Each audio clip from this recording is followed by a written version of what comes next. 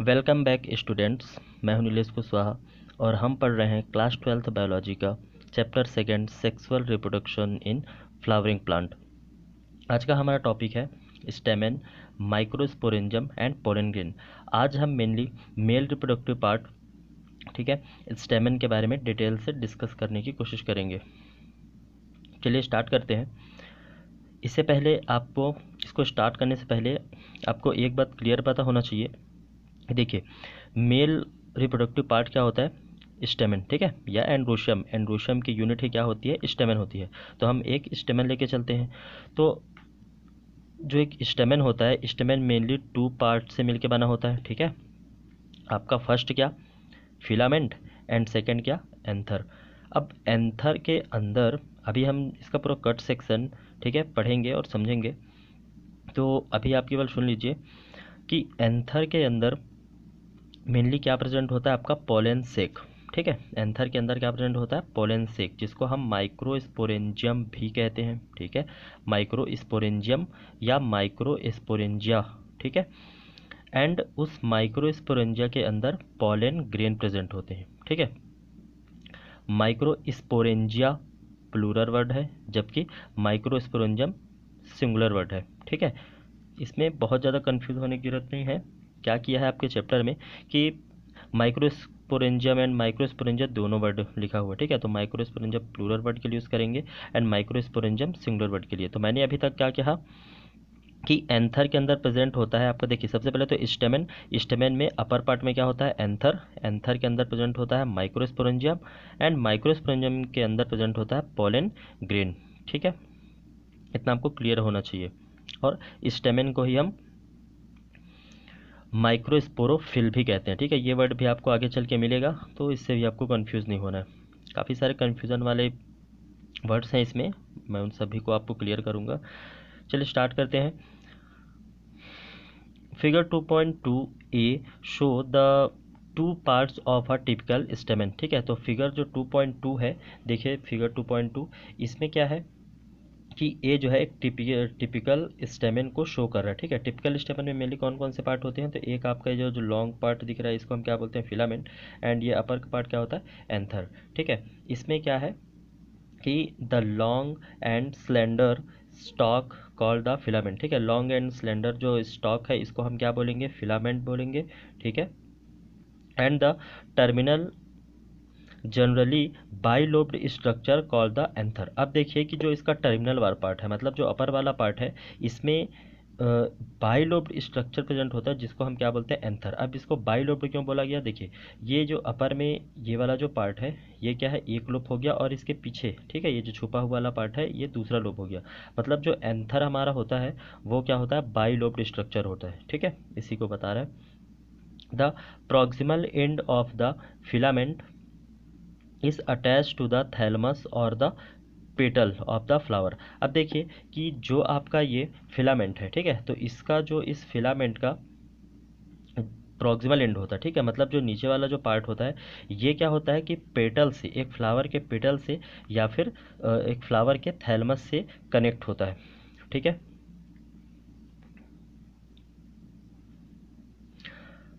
The number and length of stamens are variable in flowers of different species। अब क्या क्या है कि देखिए क्या बोल रहा है कि स्टेमेन जो होता है उसका नंबर एंड लेंथ आपको डिफरेंट डिफरेंट टाइप के स्पीसीज़ के फ्लावर में डिफरेंट डिफरेंट टाइप के देख सकते हैं आप। अगर कुछ डिफरेंट डिफरेंट स्पीसीज़ की अगर आप क्या उसका फ्लावर ले लें और उसके स्टेमेन को सेपरेट करके देख लें, तो आपको उनका जो नंबर है, ठीक है, मतलब वो नंबर में भी कम ज़्यादा हो सकते हैं और अपने लेंथ में भी छोटे बड़े हो सकते हैं, ठीक है।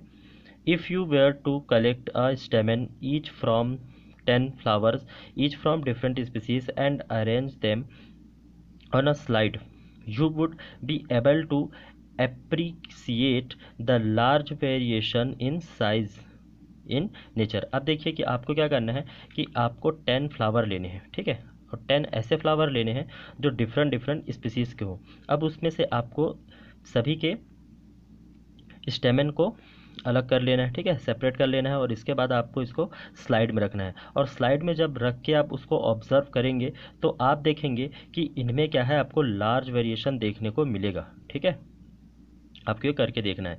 Careful observation of each stamen under a dissecting microscope and making NEET diagram would elucidate the range in shape and attachment of anther in different flower. अब देखिए क्या कि जब इन एंथर को जब इन स्टेमेंस को आप क्या करेंगे, डाइसेक्टिंग माइक्रोस्कोप पे रखेंगे, ठीक है, और जो भी चीज़ आपको दिखाई देगा उसका आपको क्या करना है, एक डायग्राम बनाना है, ठीक है। और डायग्राम बनाने के बाद आप क्या देखेंगे कि उसके शेप में, किसके, एंथर का जो शेप है और जो उसका अटैचमेंट है, ठीक है, एंथर का शेप एंड अटैचमेंट में आपको डिफरेंट डिफरेंट टाइप के फ्लावर में डिफरेंट डिफरेंट टाइप का वेरिएशन देखने को मिलेगा। चलिए आगे बढ़ते हैं।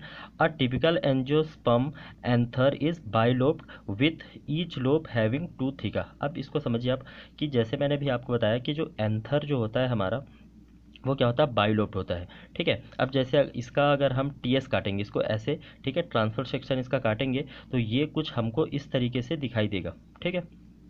ये भी एंथर ही है, इसका 3D व्यू है।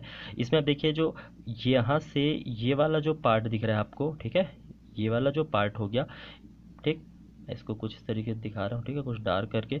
तो ये जो पार्ट है ये एक लोब हो गया और इसका जो इधर वाला जो पार्ट हो गया क्या हो गया, दूसरा लोब हो गया, ठीक है। तो मेनली ये क्या होता है, बाई लोब्ड स्ट्रक्चर होता है। और दूसरा चीज़ क्या बोल रहा है कि with each lobe having two theca. Theca का मतलब होता है कप लाइक स्ट्रक्चर, ठीक है। तो इसके ये फर्स्ट लोब हो गया, ये सेकेंड लोब हो गया। अब इसके फर्स्ट वाले लोब में अगर हम देखें तो बोल रहा है कि एक जो इसका लोब होता है इसमें टू थीका होते हैं, ठीक है। तो ये देखिए ये एक कप लाइक स्ट्रक्चर दिखाई दे रहा है आपको, ठीक है, ये दूसरा कप लाइक स्ट्रक्चर। तो एक लोब में दो थीका हो गया, ठीक है, इन्हीं कप लाइक स्ट्रक्चर को हम क्या बोलते हैं, थीका बोलते हैं। तो वन लोब में टू थीका हमको यहाँ पे दिखाई दे रहा है, ठीक है। और इसी तरह से इस लोब में भी ये one cup like structure and second cup like structure. मतलब एक जो हमारा एंथर है इसमें कितने कप लाइक स्ट्रक्चर दिखाई दे रहे हैं, 4 कप लाइक स्ट्रक्चर दिखाई दे रहे हैं, ठीक है। मतलब अगर हम कहें तो each lobe having two theca, एक लोब में कितने थीका है, टू थीका है। दे आर डाई थीकस, मतलब अगर हम देखें तो मेनली हमको कितना यहाँ पे थीका दिखाई दे रहा है, टू थीका दिखा रहा है, ठीक है। इसलिए हम इसको बोलेंगे दे आर डाई थीकस। मतलब हम इस एंथर को कैसा बोलेंगे, डाई थीकस बोलेंगे। मतलब ये लोब के हिसाब से बोल रहा है कि एक लोब में टू थीका है, ठीक है, यहाँ पे भी एक लोब में टू थीका है, इसलिए हम इसको बोलेंगे dithecous condition. Often a longitudinal groove runs lengthwise separating the thika। अब देखिए कि अक्सर क्या होता है कि एंथर में जो इसका थीका वाला पार्ट होता है, ठीक है, लॉन्गिट्यूडनल ग्रूव, ग्रूव मतलब क्या होता है, नाली। मतलब क्या कि ये लॉन्गिट्यूडनल रन करता है और ये जो दो थीका है, ये एक थीका हो गया और दूसरा थीका हो गया, तो दोनों थीका को ये जो लॉन्गिट्यूडनल ग्रूव है ये वाला पार्ट, ठीक है, ये लॉन्गिट्यूडनल जो ग्रूव है ये क्या करता है, दोनों थीका को सेपरेट आउट करता है, ठीक है।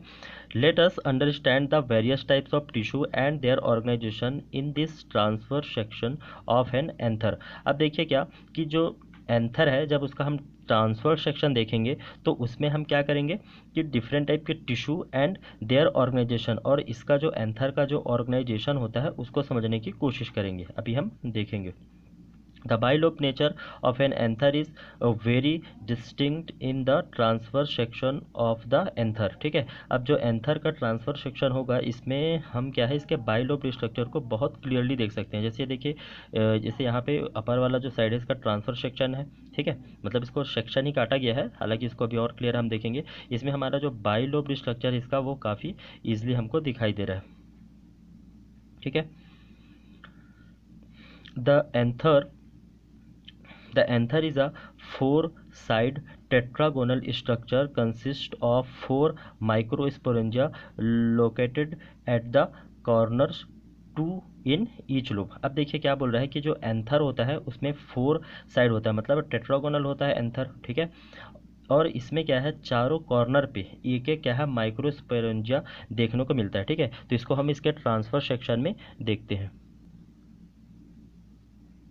देखिए ये क्या है, एक एंथर का ट्रांसफर सेक्शन है जिसमें क्या बोल रहा है कि इसमें मेनली 4 कॉर्नर होते हैं, तो 1 2 3 एंड 4, ठीक है, इसलिए इसको टेट्रागोनल स्ट्रक्चर भी हम कहते हैं। अब इसमें जितने इसके कॉर्नर है 4 कॉर्नर्स पे, सभी कॉर्नर्स पे हमको क्या देखने को मिलता है, एक माइक्रो स्पोरेंजिया देखने को मिलता है।